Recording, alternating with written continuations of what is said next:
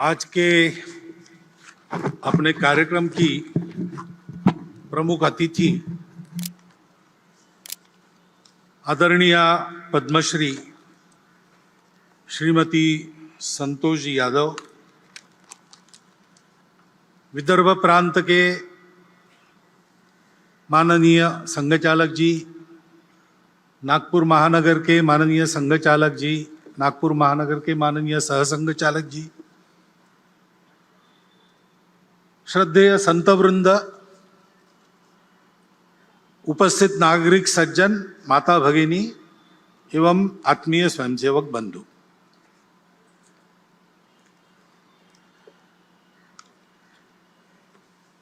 नौ दिन रात्रि शक्ति की उपासना करने के पश्चात विजय के साथ उदित होने वाली आश्विन शुक्ल दशमी के दिन हम अपने इस विजयादशमी उत्सव को संपन्न करने के लिए यहां पर उपस्थित हैं। शक्ति सारी बातों का आधार है। शक्ति शांति का भी आधार है। शुभ कामों को करने के लिए भी शक्ति चाहिए।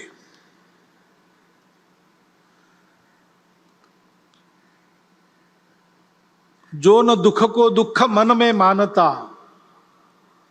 धूल सुख की खोज की ना छानता, मोह आकर्षण भरे इस विश्व में राह अपने ध्येय की पहचानता, दूसरों के दुख को दूर करना, उसके लिए विष भी पीना जिसको स्वीकार है, ऐसे व्यक्ति को भी साधना के द्वारा शक्ति का अर्जन करना पड़ता है, क्योंकि साधना ही मुक्ति का शुभ द्वार है। शक्ति भी तो शांति का ही आधार है। ऐसे शक्ति उपासना का यह उत्सव है, विजय का यह उत्सव है, और संयोग है कि उसमें प्रमुख अतिथि के नाते उपस्थित श्रीमती संतोष यादव जी उसी शक्ति का, ऊर्जा का, चैतन्य का प्रतिनिधित्व करने वाली है। गौरी शंकर की ऊंचाई को 2 बार उन्होंने पाटा है। संघ के कार्यक्रम में ऐसे समाज की जो कर्तृत्व संपन्न, प्रबुद्ध, सबके लिए आदर्श उपस्थित करने वाली माता भगिनी है, उनको निमंत्रित करना, उनका उपस्थित रहना, उनका प्रमुख अतिथि बनना, यह डॉक्टर साहब के समय से ही चलता आ रहा है।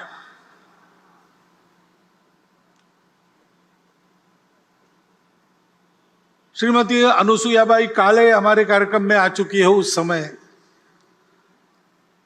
भारतीय महिला परिषद, इंडियन वुमेन्स कॉन्फ्रेंस की उस समय की अध्यक्षा राजकुमारी अमृत कौर भी यहां के शिविर में आ चुकी है। दिसंबर 34 में शिविर हुआ था, उसमें भी अध्यक्षता ऐसी एक महिला ने की थी, और तब से चलता आ रहा है। इमरजेंसी के बाद अकोला शहर के भी एक उत्सव की अध्यक्षा, मैं वहां प्रचारक था उस समय, तो कुमुत्ताई रांगणेकर जी, औरंगाबाद की रहने वाली, उन्होंने विजयादशमी उत्सव का प्रमुख अतिथि पद भूषित किया था। क्योंकि संपूर्ण समाज को संगठित करना है, तो समाज तो दोनों से बनता है। हमारे यहां यह दृष्टि है, पुरुष श्रेष्ठ की महिला श्रेष्ठ, ऐसा वाद हम नहीं करते, क्योंकि हम ये जानते हैं कि दोनों के बिना समाज नहीं बनता, दोनों के बिना सृष्टि नहीं होती। ये दोनों परस्पर पूरक है। ये हमारी भारतीय दृष्टि है। दोनों का काम है और दोनों का काम परस्पर पूरक है। इसलिए व्यक्ति निर्माण का काम करने वाली शाखाएं तो संघ की अलग, राष्ट्र सेविका समिति की अलग, महिलाओं के लिए उनकी चलती है, पुरुषों के लिए हमारी चलती है। लेकिन समाज के बाकी सारे कामों में पुरुष महिला एकत्र मिलकर काम करते हैं, यह चलते आ रहा है। डॉक्टर साहब के समय की जो परिस्थिति थी, उस समय व्यक्ति निर्माण के काम के लिए 2 संगठन हो गए, लेकिन बाकी सभी कामों में सब मिलकर काम करते हैं, क्योंकि यह पूरकता की दृष्टि है। संपूर्ण समाज का संगठन करना है तो संख्या की दृष्टि से आधा भाग हमारे समाज का मातृशक्ति का है, उसकी उपेक्षा नहीं की जा सकती। उनको भी सशक्त करना पड़ेगा। हमारे यहां उनको माता मानते हैं, वत्सलता उनका गुण है, जगत जननी के रूप में उनकी कल्पना करते हैं। लेकिन ऐसी कल्पना करते करते क्या हमको विस्मृति हो गई पता नहीं, हमने उनकी सक्रियता के दायरे को सीमित कर दिया। और बाद में जो विदेशी आक्रमण हुए, उन आक्रमणों की परिस्थिति में उनकी सुरक्षा के नाम पर इस बंधन को एक वैधता प्रदान हुई। आक्रमण की परिस्थिति चली गई, लेकिन बंधन हमने कायम रखे, उनको कभी मुक्त नहीं किया। उनको जगत जननी मानना ठीक है, लेकिन इसका मतलब उनको पूजा घर में हम बंद करके रखे, बाहर ना आने दे, यह ठीक नहीं है। एक तो उनको जगत जननी मान के पूजा घर में बंद करते, अथवा द्वितीय दर्जे का मानकर घर में बंद करके रख देते। ये दोनों अतिवादिताओं को छोड़कर मातृशक्ति को सशक्त बनाना, प्रबुद्ध बनाना, उनको बराबरी के अधिकार से सार्वजनिक कार्यों में, परिवार के कार्यों में सर्वत्र निर्णय की स्वतंत्रता और निर्णय में बराबरी की साझेदारी देते हुए सक्रिय करना, इसकी आवश्यकता है। 2017 में विविध संगठनों में काम करने वाली और हमारी महिला कार्यकर्ताओं ने सारे भारत का एक बहुत बड़ा मातृशक्ति का सर्वे किया था। सब प्रकार की महिलाएं उसमें उन्होंने सर्वे में ली थी, यानी सन्यासिनियों से लेकर तो बड़े बड़े उद्योग चलाने वाली महिलाओं तक सबको उसमें लिया था। भारतवर्ष में महिलाओं का इतना समग्र सर्वेक्षण ये पहली बार हुआ है। वो सर्वे प्रसिद्ध भी हुआ, उस सर्वे को सरकार के पास भी दिया गया। दिल्ली में ही उसका लोकार्पण निर्मला जी सीतारामन जी के हस्ते हाथ में हुआ था, मैं था वहां पर। उस सर्वे के निष्कर्ष भी यही है, जो सब पुरुष कर सकता है मातृशक्ति कर सकती है। मातृशक्ति जो सब कर सकती है वो सब काम पुरुष नहीं कर सकते, इतनी उनकी शक्ति है। और इसलिए उनको इस प्रकार प्रबुद्ध बनाना, सशक्त बनाना, उनका सशक्तिकरण करना, उनको काम करने की स्वतंत्रता देना और कार्यों में बराबरी की सहभागिता देना। दुनिया भर में जो व्यक्तिवादी और स्त्री मुक्तिवादी आंदोलन चलते हैं, उनके 5वें फेज के बाद अब 6वां फेज चल रहा है, उसमें वो भी अपने दृष्टिकोण को अनुभवों से मोड़कर इसी रास्ते पर आ रहे हैं। और इसलिए उस मातृशक्ति के जागरण का महत्वपूर्ण काम अपने परिवार से प्रारंभ करते हुए सार्वजनिक कार्यों में, संगठन संस्थाओं में भी उसको लागू करते हुए हमको समाज के पास ले जाना पड़ेगा, क्योंकि बिना उनके सहभाग से पूर्ण समाज की संगठित शक्ति खड़ी नहीं होगी। और पूर्ण समाज की संगठित शक्ति जब काम करने लगेगी, तब अपने देश के नवोत्थान के सारे प्रयास पूर्ण सफल होंगे, तब तक नहीं होंगे। आज हम उस नवोत्थान की आहट देख रहे हैं। हमारी प्रतिष्ठा दुनिया में बढ़ गई है, हमारी विश्वासार्हता बढ़ गई है। जिस प्रकार से हमने श्रीलंका के संकट में उसकी सहायता की, यूक्रेन के भूमि पर अमेरिका और रशिया की जो लड़ाई हो रही है, उसमें अपने देश के हित को ध्यान में रखते हुए और जागतिक मानवता के हित को भी कम न करते हुए जिस प्रकार की भूमिका हमने रखी, हमारी बात सुनी जा रही है, हमारा वजन बढ़ रहा है, हमको बड़ा आनंद होता है। राष्ट्रीय सुरक्षा के मामले में हम उत्तरोत्तर सफल होते चले जा रहे हैं और स्वावलंबी होते चले जा रहे हैं। कोरोना की विपदा से बाहर आने के बाद अब हमारी अर्थव्यवस्था धीरे धीरे पूर्व स्थिति पर आ रही है और वो आगे जाएगी, ऐसी भविष्यवाणी दुनिया के सभी अर्थतज्ञ कर रहे हैं। खेल के क्षेत्र में भी नीतियों में जो अच्छा परिवर्तन आया है वो तो है ही, लेकिन हमारे खिलाड़ी ओलंपिक्स में और पैरा ओलंपिक्स में भी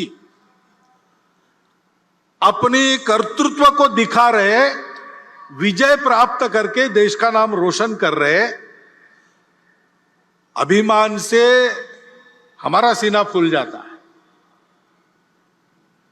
अभी अभी दिल्ली में कर्तव्य पथ का उद्घाटन हुआ, लोकार्पण हुआ।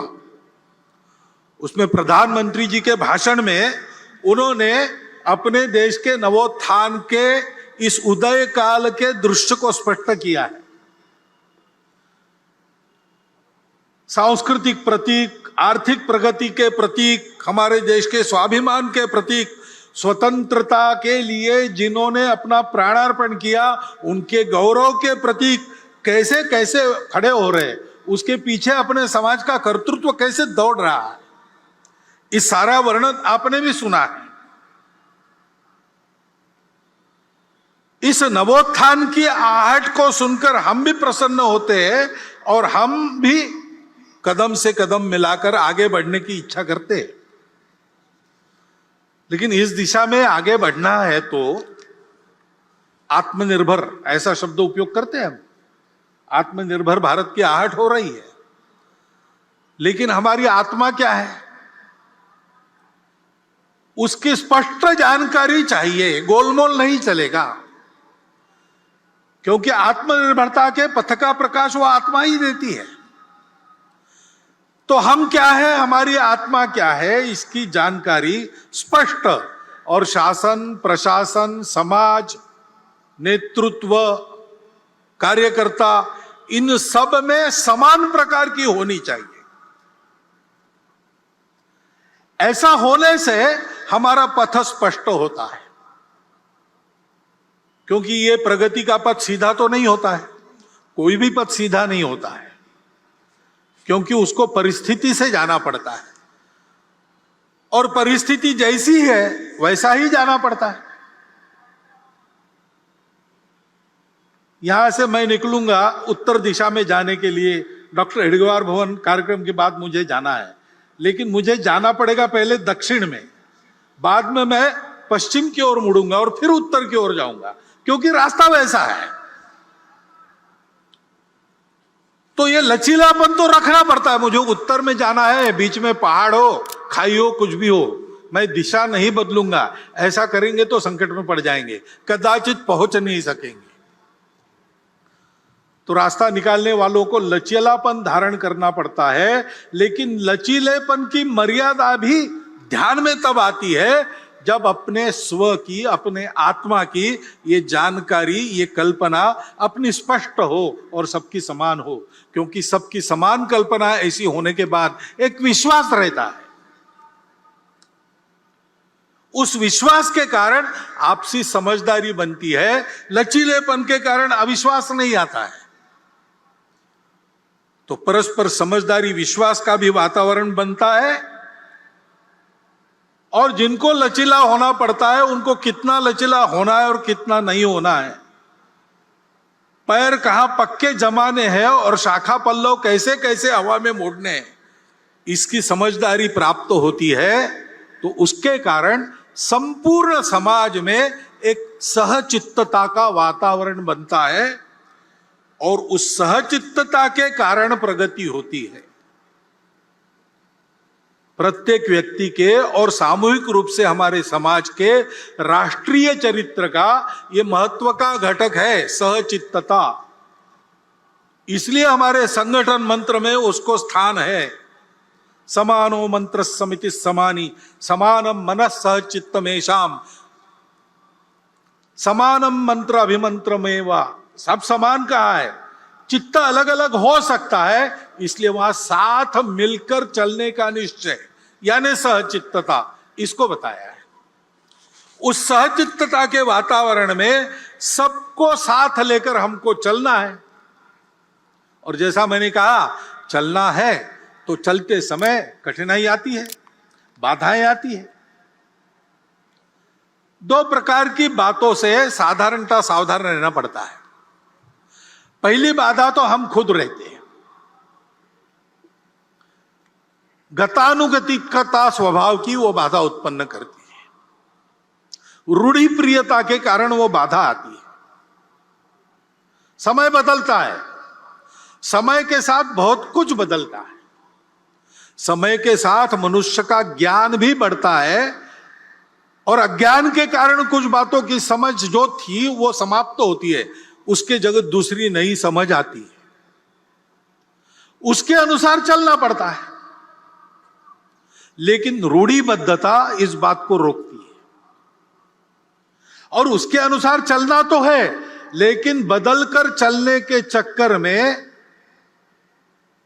बहुत कुछ पहले अनुभव से जो चलते आ रहा है उसमें जो शाश्वत होता है, जैसे हमारी अतिथि महोदया ने बार बार सनातन संस्कृति का उल्लेख किया, वो जो सनातन शाश्वत संस्कृति के मूल्य है उनको छोड़ने से काम नहीं चलता। उसी बुनियाद पर नया युगानुकूल देशानुकूल प्रतिमानक कौन सा होगा, ऐसा विचार करके चलना पड़ता है। तो नित्य नूतन होना पड़ता है, लेकिन चिर पुरातन भी रहना पड़ता है। सनातन और नित्य नूतन ये साथ चलते हैं। बिना सनातन के नित्य नूतनता भटका देती है, कटी पतंग हो जाती है।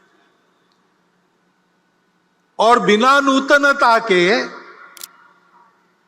वो अंग्रेजी कविता प्रसिद्ध है, old order changeth yielding place to new, lest one good question should corrupt the world. परिवर्तन ये दुनिया का नियम है, उसके साथ चलना पड़ता है, लेकिन उसके साथ चलते चलते भटक न जाए, इसलिए सनातन पर पैर पक्के रखने पड़ते हैं। ये करने से मन की गतानुगतिकता हमको रोकती है। हमको उससे बाहर आकर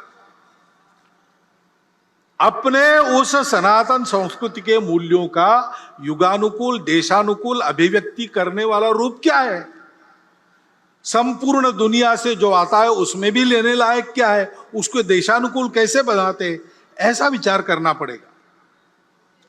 दूसरे प्रकार की जो बाधा है, सनातन मूल्यों का क्षरण न हो, ये देखकर चलते समय और भी एक बाधा है, वो बाहर से आती, जो भारतवर्ष की प्रगति को होने नहीं देना चाहते। उसलिए भारतवर्ष के समाज में किसी प्रकार का सद्भाव सामंजस्य जो नहीं चाहते, जिनके स्वार्थों को मार मिलेगी ऐसा उनको डर लगता है, ऐसा होने से वो सारी शक्तियां बाधा उत्पन्न करती है।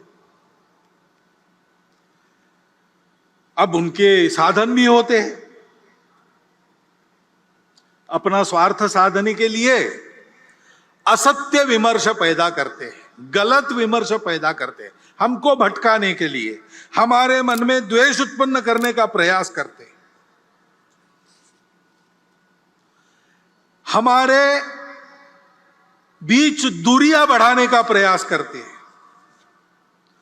ऐसे सतत उनके प्रयास चलते हैं जिससे इस देश में एक आतंक का वातावरण हो, कलह बढ़े, देश में एक प्रकार से अराजकता हो जाए, नियम कानून के प्रति सम्मान न रहे, किसी को और कोई बंधन न रहे, डर न रहे, अनुशासन न रहे। इस प्रकार की कार्रवाइयां उनकी चलती रही है, वर्णन करने का जरूरत नहीं, हम सबको पता है, हम सब उसको अनुभव कर रहे हैं। और हम उनको पैठ दे इसलिए वो हमसे नजदीकी जताते हैं।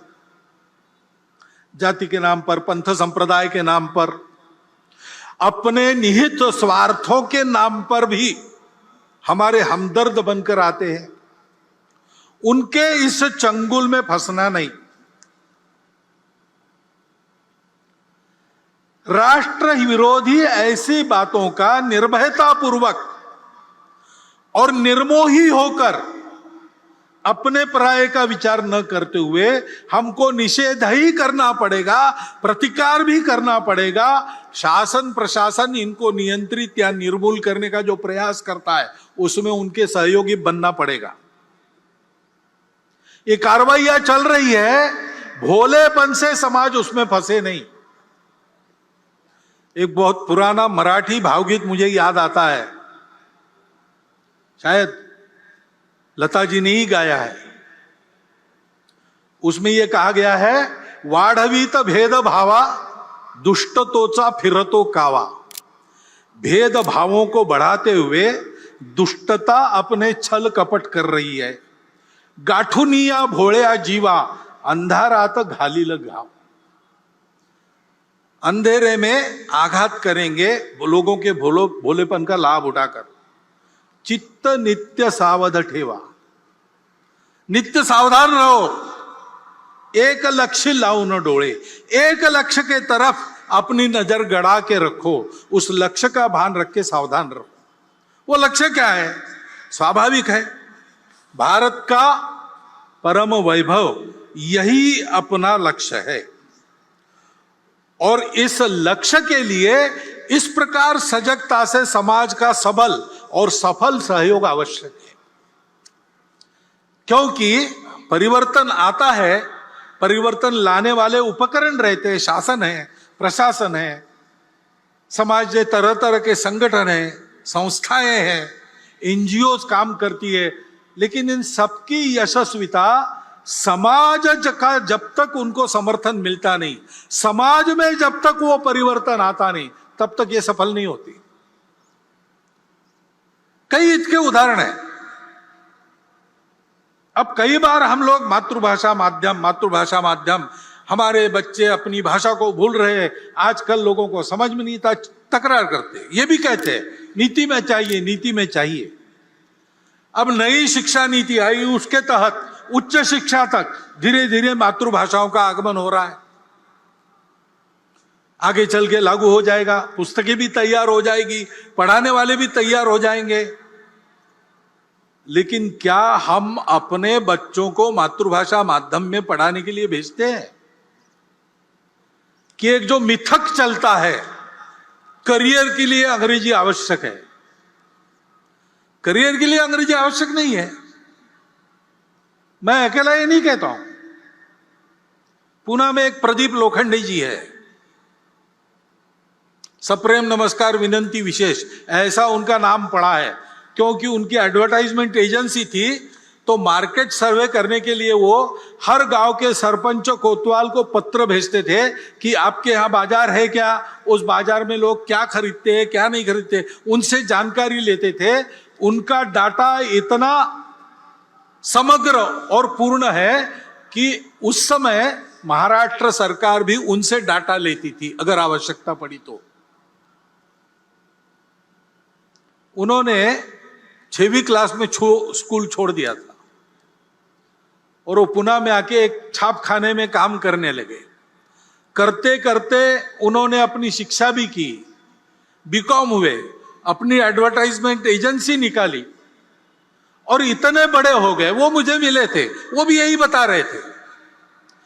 वो कह रहे थे, भागवत जी आप भाषण करते हो तो बड़ा प्रकाशित वगैरह होता है, तो आप एक बात कहो भाषण में, ये बताओ कि अंग्रेजी करियर के लिए आवश्यक नहीं है। करियर जिससे बनता है वो बातें अलग होती है। और आज देखेंगे तो मूर्धन्य अपने देश के जिस क्षेत्र में जितने व्यक्ति है, लगभग सब लोग 80% मैट्रिक तक तो मातृभाषा में ही पढ़े। ऐसा होने के बाद भी और शासन की नीतियां इस ओर आने के बाद भी अगर हम अपने बच्चों को मातृभाषा में पढ़ाने वाले स्कूलों में नहीं भेजेंगे तो क्या वो नीति यशस्वी होगी? और केवल मांग करने से होगा? मातृभाषा की चर्चा तो हम बहुत करते हैं, क्या सब जगह अपने हस्ताक्षर हम अपनी मातृभाषा में करते हैं? क्या हमारे घर पर जो नाम फलक टंगा है, नेम प्लेट, उस पर हमने अपना नाम, अपने कुल का नाम मातृभाषा में लिखा है?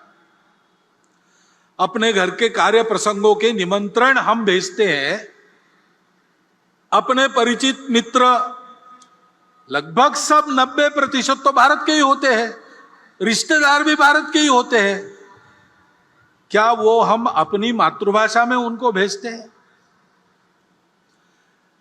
अपने से जब ये परिवर्तन समाज करता नहीं, तब तक मातृभाषा की नीति कैसे सफल होगी? शिक्षा नीति में, और हम कहते हैं संस्कार आजकल नहीं मिलते, संस्कार आने चाहिए, सुसंस्कृत देशभक्त नागरिक बनने चाहिए, लेकिन अपने पाल्यों को स्कूल में भेजते समय हम क्या बताते हैं? ऐसा पढ़ो कि अधिक कमाओगे, ऐसा बताते हैं कि ऐसा पढ़ो कि देश के उत्तम नागरिक बनोगे, ऐसा बताते हैं।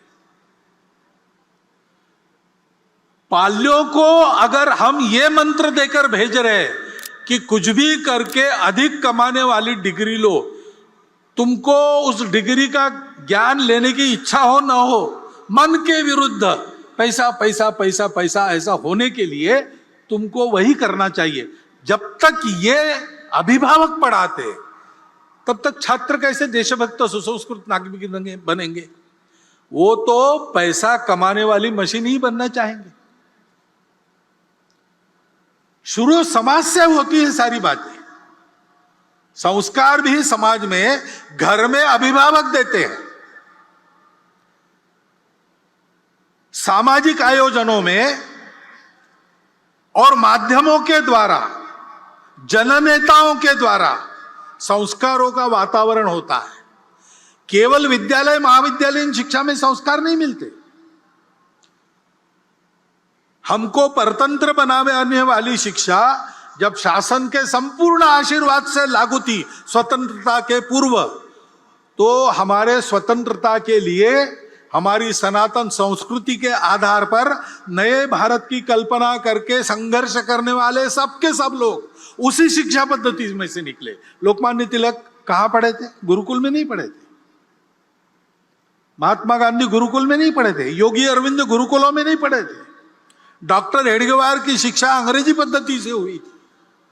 लेकिन ये सब लोग देशभक्त सुसंस्कृत लोग क्यों बने? तो केवल स्कूली शिक्षा पे निर्भर नहीं थे। घर का वातावरण, समाज का वातावरण, इसके कारण उनके संस्कार बने। समाज का यह दायित्व बनता है, प्रत्येक परिवार का, जो समाज की छोटी इकाई है, उसका यह दायित्व बनता है। वहां परिवर्तन नहीं आएगा तो कैसे शिक्षा नीति संस्कार लाने में सफल होगी? दूसरी ऐसी ही स्वास्थ्य की आवश्यकता रहती है।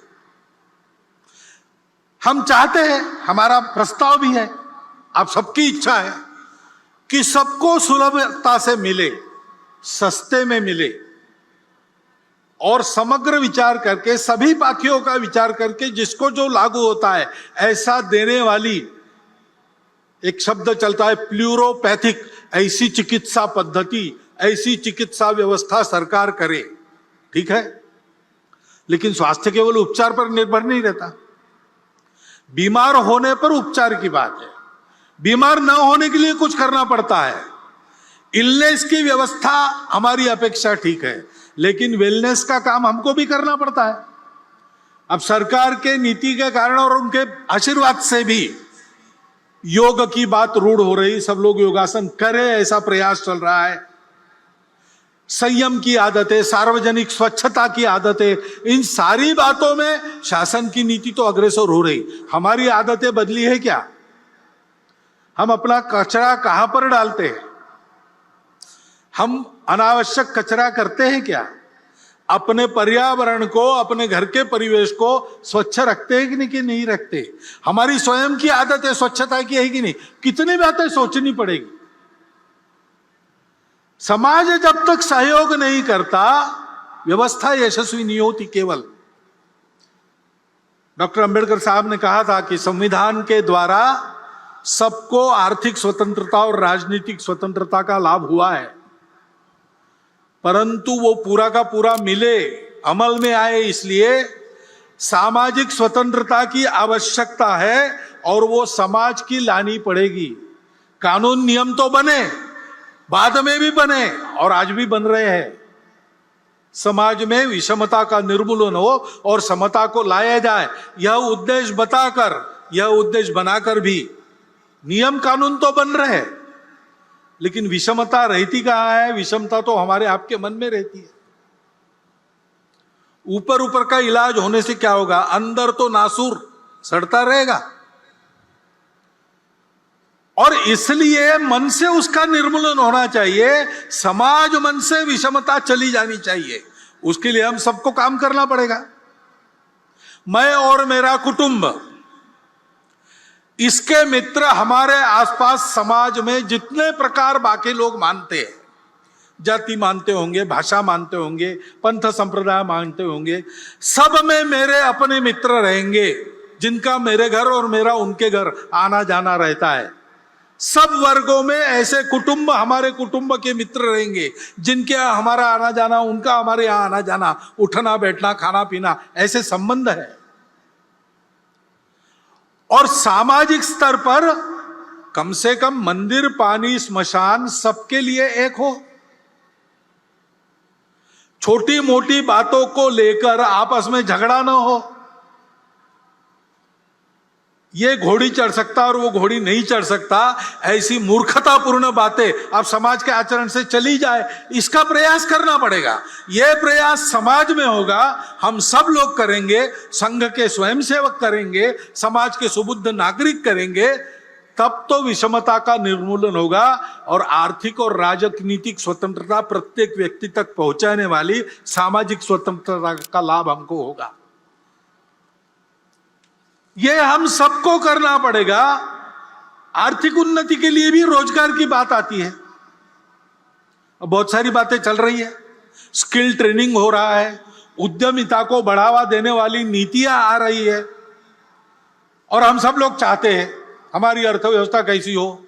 रोजगार उन्मुख हो, रोजगार बढ़ाने वाली हो, उपभोगवाद रहित हो, शोषण मुक्त हो, पर्यावरण की मित्र हो।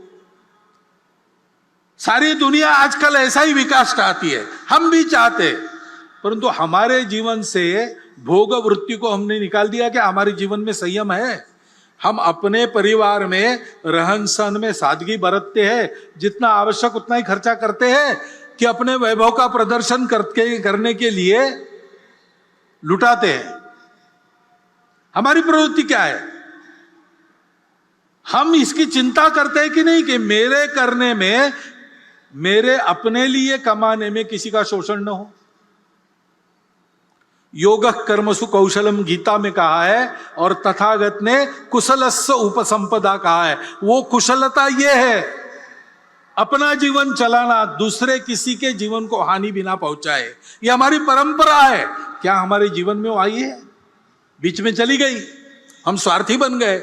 उस स्वार्थ को अपने मन से हटाकर हमने इस आचरण को अपनाया नहीं, तो शोषण मुक्त अर्थव्यवस्था कहां से आनी?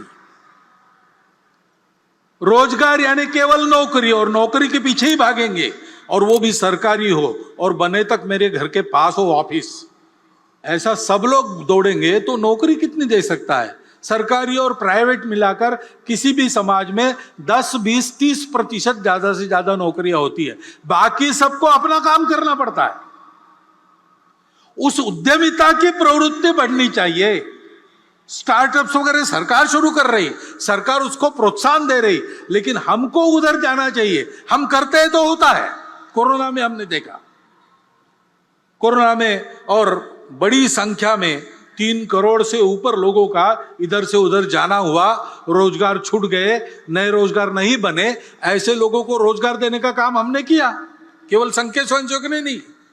कोई एक संगठन, एक सरकार, एक नेता नहीं कर सकता, लेकिन उस समय सब लोग इकट्ठा आ गए। शासन प्रशासन भी आया, समाज के सधन संपन्न व्यक्ति भी आए, उद्योग चलाने वाले लोग भी आए, संघ के कार्यकर्ता, समाज के कार्यकर्ता, सब एक हुए और सबने प्रयास किए तो मिल गया काम लोगों को।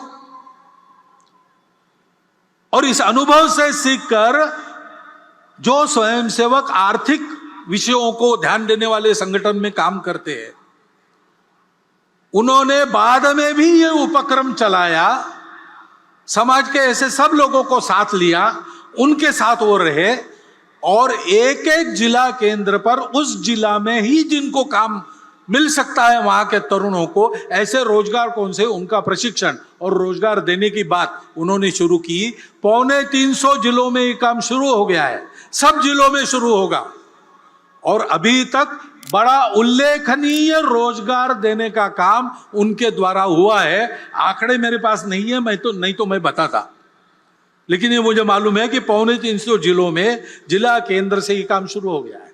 ये हम अगर करेंगे नहीं तो अकेली सरकार और प्रशासन कितना रोजगार बढ़ा सकते? रोजगार लघु उद्योगों में, सहकारिता में, कृषि में सबसे ज्यादा होता है। ये तो अधिकांश सारे समाज के हाथ में है। समाज अगर ध्यान नहीं देता तो ये होता नहीं है। बार बार समाज समाज समाज, ये मैं क्यों कह रहा हूं? सरकार को उसके दायित्व से मुक्त करना मैं नहीं चाहता हूं, और हमको मुक्त नहीं करना है, उस पर नजर रखनी है, ठीक करते हैं कि नहीं अपने दायित्व को पूरा। जनता का यही काम है। परंतु वो अपना दायित्व पूरा करेंगे तो भी अगर समाज नहीं करता तो उनकी बातों का यश नहीं आने वाला, क्योंकि सब बातों का कारण समाज है। उस समाज में यह परिवर्तन लाना पड़ेगा। समाज बड़ा विशाल है, कुछ लोग उससे भी डरते, इतनी बड़ी जनसंख्या है, पहले उसको कम करो नहीं तो कुछ नहीं होगा। यह वाक्य पूर्ण सत्य नहीं है। ये बात सही है, जनसंख्या जितनी ज्यादा उतना बहुत ज्यादा, लेकिन यही एक बात नहीं है, क्योंकि जनसंख्या जैसे एक बोझ के रूप में देखी जा सकती है, वैसे जनसंख्या का ठीक से उपयोग किया तो एक साधन बनता है, एसेट बनता है। आज अपनी इतनी ज्यादा जनसंख्या है तो जैसे उसका वर्णन बोझ के रूप में हो सकता है, वैसे हम ये भी कह सकते हैं कि हम आज डेमोग्राफिक डिविडेंड की स्थिति में है। 57 करोड़ युवाओं की संख्या किसी दुनिया के देश में नहीं है। चीन हमारा पड़ोसी बूढ़ा हो चुका है, हम जवान रहने वाले 30 साल तक। जनसंख्या का विचार दोनों रूप से हो सकता है, वो एक साधन भी है, और एक परिस्थिति में विचार करता है तो एक बात लगती है, दूसरे परिस्थिति में विचार करता है दूसरी बात लगती है। चीन की इतनी ज्यादा जनसंख्या थी, उनको बोझ लगने लगा, उन्होंने एक परिवार में एक संतान और बाद में नहीं संतान, ऐसी नीति अपनाई। बड़े कड़े प्रयास से उन्होंने उसको लागू किया। हुकुमशाह है वहां, डिक्टेटरशिप है, यशस्वी हो गए। लेकिन फिर उनके ध्यान में आ गया अब सब बूढ़े ही बूढ़े हैं, काम करने के लिए जवान कहां से आएंगे? तो अब उन्होंने 2 संतति को प्रोत्साहन देना शुरू कर दिया। हमारे यहां क्या है, हमको भी विचार करना पड़ेगा। हमारा देश 50 वर्षों के बाद कितने लोगों को खिला सकता है? उस समय समाज में काम करने वालों की कितनी संख्या चाहिए? काम न कर सकने वाले उस समय कितने रहेंगे? आज के 57% युवा 50 साल के बाद काम करने की स्थिति में रहेंगे क्या? अपने देश का पर्यावरण कितने लोगों को खिला सकता है, कितने लोगों को झेल सकता है? इतने लोगों के शिक्षा की, स्वास्थ्य की क्या व्यवस्था हम कर सकेंगे? इतने लोग काम करेंगे, रहेंगे भी, क्या क्या करना पड़ेगा? और केवल देश का प्रश्न नहीं है, जन्मदात्री तो माता होती है, वो हमारी मातृशक्ति का सशक्तिकरण हमने कितना किया है, उनका स्वास्थ्य कैसा है, उनको उनकी इच्छा क्या है, उनकी आवश्यकता क्या है, परिवार की भी आवश्यकता होती है, परिवार का भी विचार क्या है। यह एक समग्र विचार करके एक नीति बनानी पड़ती है।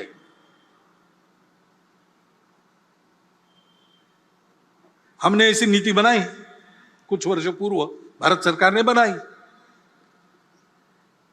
और 2.1 ऐसा एवरेज संतान, हमने उसको इतनी अच्छी तरह लागू किया, दुनिया को भी ये उम्मीद नहीं थी, वो आश्चर्य कर रही है। उससे भी नीचे हम आ गए 2 तक। लेकिन बहुत नीचे आना भी गड़बड़ होता है, क्योंकि घर के बच्चों को सामाजिक व्यवहार का प्रशिक्षण परिवार में मिलता है। परिवार में संख्या चाहिए, अपने बराबरी के भी 2-3 लोग चाहिए, ऊपर के भी चाहिए, नीचे के भी चाहिए।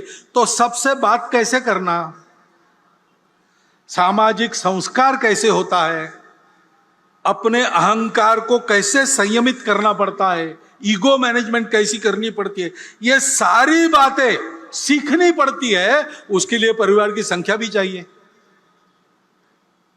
और जनसंख्या बहुत कम हो गई तो फिर बढ़ना बंद होता है, तो समाज के समाज लुप्त हो जाते हैं, भाषाएं लुप्त हो जाती है। कितनी भाषाएं दुनिया की बोलने वाले नहीं रहे, भाषाएं समाप्त हो गई। और इसलिए ऐसा समग्र विचार करना चाहिए। और ये भी हम देखते हैं कि जनसंख्या में प्रमाण का भी संतुलन चाहिए। हम भुगते हैं, जनसंख्या का असंतुलन हुआ तो 50 साल पहले उसके गंभीर परिणामों को हमने भुगता। और केवल हमारा ऐसा हुआ ऐसा नहीं, आज की तारीख में पूर्व तिमोर नाम का एक नया देश बना, दक्षिण सूडान नाम का नया देश बना, कोसोवो बना। जनसंख्या में पंथ संप्रदाय के प्रमाण में अंतर आने से नए देश बन गए, देश टूट गए। यह असंतुलन जन्मदर एक भाग है उसका, लेकिन जोर जबरदस्ती या छल कपट से, लालच से मतांतरण, यह सबसे बड़ा फैक्टर है। और जहां सीमा पार से घुसपैठ होती है, वहां घुसपैठ से भी यह होता है। उस संतुलन का भी ध्यान रखना देश हित की दृष्टि से अनिवार्य बात है। और इसलिए जनसंख्या की एक समग्र नीति बने, वो सब पर समान रूप से लागू हो। एक बार बनने के बाद किसी को छूट न मिले और समाज इसको स्वीकार कर ले, इसलिए उसके लिए मन बनाकर उसको लाया जाए, इसकी आवश्यकता है। क्योंकि फिर से समाज में अगर उसको नहीं माना तो नीति क्या करेगी? समाज स्वीकार करता है, अगर लाभ देने वाली बात है, स्वार्थ की बात है, समाज सहर्ष स्वीकार करता है, उसको लिए समझाना नहीं पड़ता। लाभ दिखता है या 3 साल के बाद, 5 साल के बाद, 10 साल के बाद बच्चों को मिलने वाला है, ये अगर पक्का है, समाज उसको स्वीकार करता है। लेकिन जहां देश के लिए छोड़ना पड़ता है, हमको नहीं मिलेगा किसी और को मिलेगा, जलना बंद करके देना पड़ता है, वहां समाज में सहयोग दिखता है कि प्रतिरोध दिखता है? सवाल बात है। जो ऐसा त्याग करना पड़ता है, जो ऐसी तपस्या करनी पड़ती है, उसको भी समाज स्वीकार करे। इसलिए स्व की जागृति का महत्व है, क्योंकि समाज यानी हम है। एक मैं यहां हूं, लेकिन मेरा समाज, हमारी सबकी एक समान पहचान है। वो हमारी समान पहचान कौन सी है? सौभाग्य से भारतवर्ष में इतनी सारी भाषाएं हैं, इतने सारे पंथ संप्रदाय है। विदेशों के आक्रमण के कारण भी कुछ संप्रदाय हमारे यहां बन गए, हमारे ही लोग उस संप्रदाय में है। उनकी पूजा है पंथ संप्रदाय विदेशी है, वो यहां के है। कुछ दशकों पूर्वज उनके वही थे जो हमारे। इतने सारे खान पान रीति रिवाज है, इतने प्रांत है, इतने सारे प्रकार है लोगों के, तो स्वार्थ भी अलग अलग हो जाते हैं। फिर भी सदियों से हमारा राष्ट्र जीवन का एक सनातन अक्षुण्ण प्रवाह चला है। भारत का अस्तित्व सदा रहा है, व्यवस्थाओं की भी विविधता रही, राज्य भी अनेक रहे, लेकिन सदैव भारत रहा, भारत एक रहा। पूरे भारत की प्रशस्ति रामायण में है, पूरे भारत की प्रशस्ति बाद के महाभारत में है, पूरे भारत की प्रशस्ति कालिदास में ने भी लिखी है, गुरु नानक देव जी ने, श्रीमद शंकर देव जी ने, सुब्रमण्यम भारती ने, रविन्द्रनाथ टैगोर ने, सब लोगों ने। क्या समय था, कौन सी व्यवस्था थी, राज्य एक थे या अनेक थे, राज्य करने वाले अपने थे या विदेश के थे, बिना इसका विचार किए पूरे भारत का स्तुतिगान गाया है। हमारा देश उस समय से एक देश है, एक राष्ट्र है, क्योंकि इन विविधताओं को स्वीकार करने की बात हमारे समझ में बहुत प्राचीन समय में आ गई। हमारे पूर्वजों ने यह प्राप्त किया सत्य कि सारा अस्तित्व एक की अभिव्यक्ति है। उस एक को जान लो तो कभी फीका न पड़ने वाला शाश्वत सुख प्राप्त होता है, और इसलिए उसको प्राप्त करने के लिए उपभोग को छोड़ के चलना, ऐसा जीवन और वो प्राप्त करना, ये परम लक्ष्य, ऐसा तरीका सब अपना है, क्योंकि सब एक से, मैं जिससे बना हूं, मैं जिसको व्यक्त करता हूं, दूसरे जगह, दूसरे रूप में, दूसरे प्रकार से, दूसरे नाम से, दूसरे रूप में कोई और उसको वही प्रकट करता है, और इसलिए वो दिखता अलग है लेकिन मेरे से अलग नहीं है, वो मैं ही हूं। उसका सुख मेरा सुख, उसका दुख मेरा दुख। ये हमारे पूर्वजों ने पहचाना, संपूर्ण पृथ्वी को एक कुटुंब माना और संपूर्ण विश्व एक घर बने, इस प्रकार का लक्ष्य लेकर जीवन कैसे जीना, इसका आदर्श संपूर्ण दुनिया को देने के लिए एक समन्वय की संस्कृति बनाकर स्व के आधार पर इस राष्ट्र का निर्माण किया। वो संस्कृति, वो हमारे पहचान का पहला आधार है, वो हमारे राष्ट्रीयता का पहला आधार है, जिसको बार बार सनातन सनातन कहा हमारे प्रमुख अतिथि महोदया ने। वह हमारी चलती हुई भारतीय संस्कृति, खान पान, रीति रिवाज वगैरह ऊपर की बातें, आचार धर्म है, वो बदलते रहता है, लेकिन मूल्य समान है, क्योंकि इस सत्य के वो है, वो कोई कल्पना नहीं है, थियरी नहीं है, उस सत्य को साक्षात किया, वो सत्य सदा विद्यमान रहता है। उसके आधार पर हमने कहा कि धर्म से चलो। क्या धर्म है? सत्य, करुणा, शुचिता, तपस, बस 4 बातें। बाकी किसकी पूजा करना, किधर पैर करके सोना, कौन सा कपड़ा पहनना, कब क्या खाना पीना, आचार धर्म है, देश काल परिस्थिति के अनुसार बदलता है। जो चलता है वो रखो, जो बदलना है वो बदलो, परंतु जो भी करोगे, जिस किसी नाम रूप से करोगे, वो सत्य होना चाहिए, सत्य से मेल खाने वाला होना चाहिए, उसमें सबके प्रति करुणा चाहिए, संवेदना चाहिए, अंतर्बाह्य शुचित्व धारण करके तुम ये विचार करोगे तो ये करुणा संभव है, ये सत्य संभव है, और उसके लिए तुमको तपश्चर्या करनी पड़ेगी। ये 4 जिसमें नहीं है, इस 4 में से एक का भी अधिक्षेप या तिरस्कार जिस बात में होता है वो अधर्म है, चाहे वो चलता आया हो। इसलिए अस्पृश्यता अधर्म है, जात पात की विषमता, भेद अधर्म है, कहीं भी लिखा हो। इसमें सत्य, हम सब एक है, इसका अधिक्षेप होता है। इसमें परस्पर संवेदना, करुणा का अधिक्षेप होता है। इसमें तन मन की शुचिता का अधिक्षेप होता है, और इसमें तपस की प्रतिष्ठा कम हो जाती है। और कुछ नहीं, बस इतना चाहिए, बाकी आपकी मर्जी। इसके बाहर यह विचार हिंदू राष्ट्र का विचार है, ऐसा लोग कहते हैं, क्योंकि वो है हिंदू राष्ट्र का यही विचार है, इसलिए हम कहते हैं हिंदुस्तान हिंदू राष्ट्र है। इन बातों को मानने वालों का संगठन हम कहते हैं, हम हिंदू संगठन करते हैं, हम किसी का विरोध नहीं करते, सर्वेशाम अविरोध चलता है। लोग हैं जो इसी को मानते लेकिन इसको हिंदू कहने से कतराते या डरते हैं या विरोध भी करते हैं, नहीं चाहिए ये शब्द। लेकिन आशा यही है, हमको कोई कष्ट नहीं है उसका, हमारा उनके साथ कोई झगड़ा नहीं है। भारतीय शब्द का उपयोग करते, इंडिक शब्द का उपयोग करते, चलता है, अर्थ वही है। हम अपनी स्पष्टता के लिए इस शब्द पर पक्के रहेंगे, इसका उपयोग करेंगे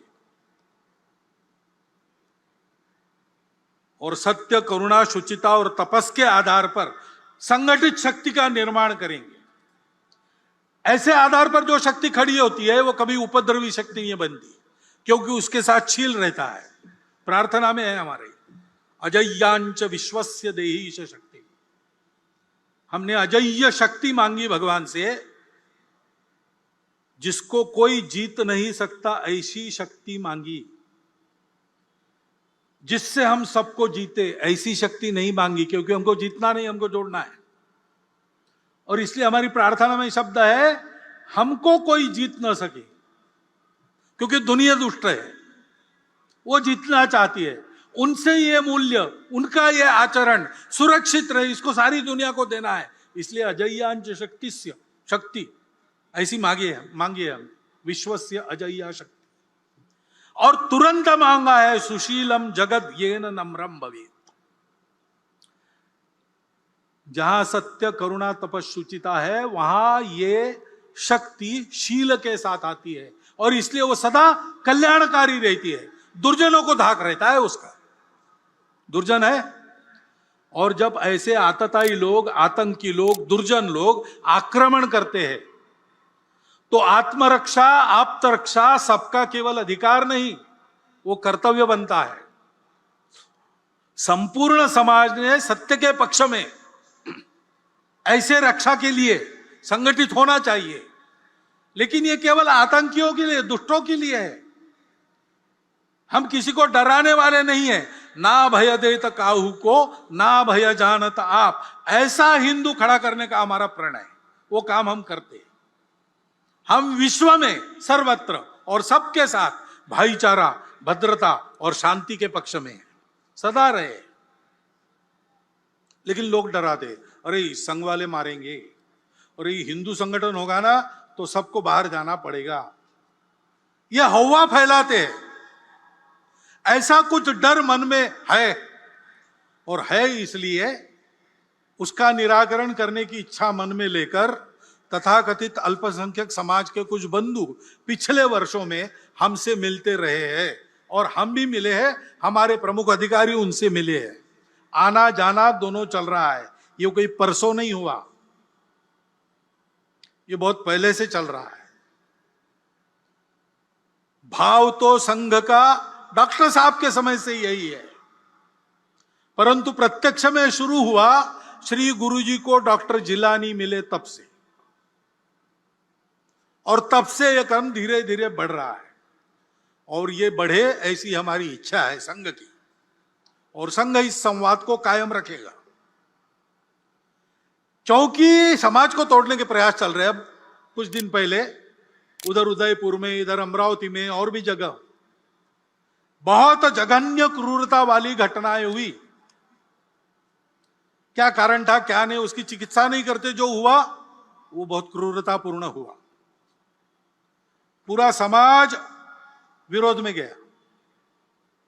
हमेशा होता नहीं, लेकिन इस बार मुस्लिमों के भी कुछ प्रमुख लोगों ने इसका विरोध किया, उसको गैर इस्लामिक बताया। अन्याय, असत्य, अत्याचार, आतंक के खिलाफ ऐसे ही खड़ा होना चाहिए, ये अपवाद न रहे। सभी समाजों के सज्जनों को ऐसा मुखर होना चाहिए। हिंदू समाज में ये मुखरता है, ऐसी घटनाएं घटती है तो कोई हिंदू भी आरोपित है, उसका भी निषेध करते, उसके खिलाफ बोलते। कभी कभी गलतफहमी में हमको भी गाली खानी पड़ी है, हमको भी उत्तर देने पड़े। आज हम समाज के विश्वास पात्र है, समाज हमको चाहता है, लेकिन हम ऐसा कुछ करें तो हमारी टांग और कान पकड़ के खींचेगा समाज। हिंदू समाज ऐसा है, सबको ऐसा बनना चाहिए। जो गलत है, कितना भी प्रोवोकेशन हो, कितना भी उकसावा हो, कानून के मर्यादा में रहना चाहिए, संविधान की मर्यादा में रहना चाहिए। अपना आचरण उसके बाहर नहीं जाना चाहिए। वो हम सब ने मिलकर अपने ऊपर लाद लिया अनुशासन है, उसका पालन करना ही चाहिए। नहीं करते तो गलत आचरण है, उसके खिलाफ मुखर होना चाहिए। ये मुखरता समाज का स्वभाव बनना चाहिए। इसके नियंत्रण में सक्रियता और सहयोग समाज का स्वभाव बनना चाहिए। इसकी आवश्यकता है। कानून संविधान की मर्यादा सबको पालन करनी चाहिए और उसके अंदर विरोध जताते समय भी अपने बोलने से समाज जुड़ जाए, टूटे नहीं। दिल को किसी के तोड़े मत, श्रद्धा को ठेस न पहुंचाए। इसकी चिंता करनी पड़ेगी, इसका ध्यान रखना पड़ेगा। क्योंकि हम सब लोग दिखते भिन्न है, लेकिन हम दिखते अलग है, इसलिए हमारा अलगाव है। हम एक दूसरे के नहीं है, हम भारत से अलग है, हमको अलग चाहिए। ये गलत विचार है। इस गलत विचार का दुख भरा परिणाम हमने देखा है। ऐसा गलत विचार करने के कारण भाई टूटे, धरती खोई, मिटे धर्म संस्थान, ये प्रसंग हुआ। हमको फिर से उस रास्ते से नहीं जाना है। हमको एक रहना है। हमको एक रहना है तो हमको भारत होना है। हम भारत के पूर्वजों के हम भारत के संस्कृति के हैं, हम भारत के पूर्वजों के हैं।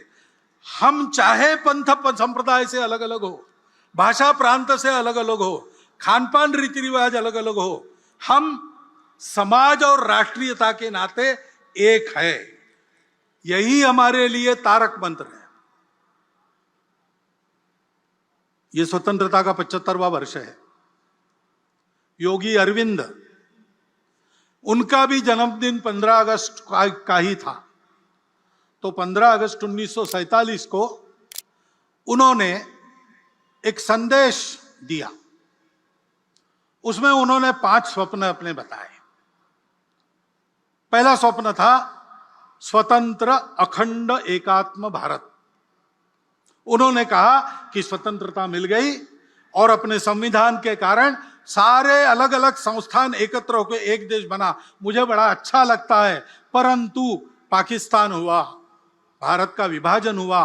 इसके कारण हिंदू मुसलमानों की खाई दूर होने के बजाय एक नई शाश्वत राजनीतिक खाई बन गई। ये गलत हो गया।